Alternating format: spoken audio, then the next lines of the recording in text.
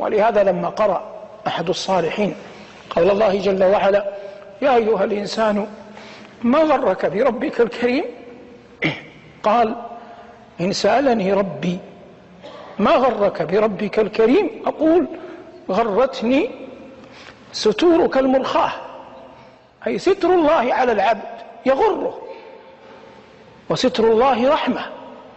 لكن ينبغي للعبد أن يعلم أن الله قد يستر على العبد مرة مرتين، فإذا غلب على العبد الران وأصبح حب المعصية متأصل في قلبه يريدها ويخرج، الله لا يكتبها لنا عليكم، يخرج من بيته وهو يعزم على أن يعصي الله، فمثل هذا عياذا بالله إلى الهلاك يقرب إن لم تدركه رحمة الله. أما من يخرج من بيته وقد أجل الله في قلبه، يخرج يقرأ الأذكار في الطريق، يسبح، يكثر من قول لا حول ولا قوة إلا بالله، يكثر من قول لا إله إلا أنت سبحانك إني كنت من الظالمين، في سيارته في خطواته يقول: ربنا آتنا في الدنيا حسنة وفي الآخرة حسنة وقنا عذاب النار.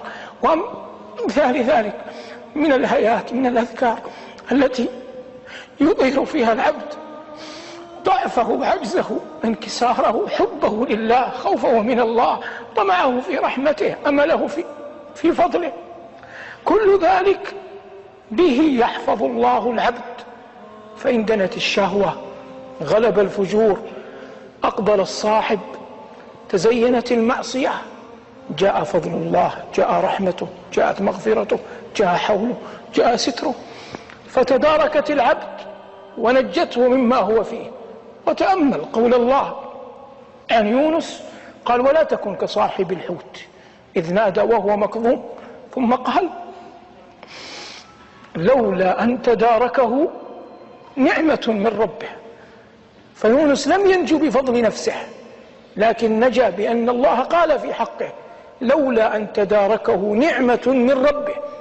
فالإنسان يخرج وهو يسأل الله أن تتداركه نعمة الله، حتى لا يقع فيما حرمه الله، حتى لا يقع في الهلاك، لا يقع في الثبور. وهذا كله حول قول الله: إن كيد الشيطان كان ضعيفا.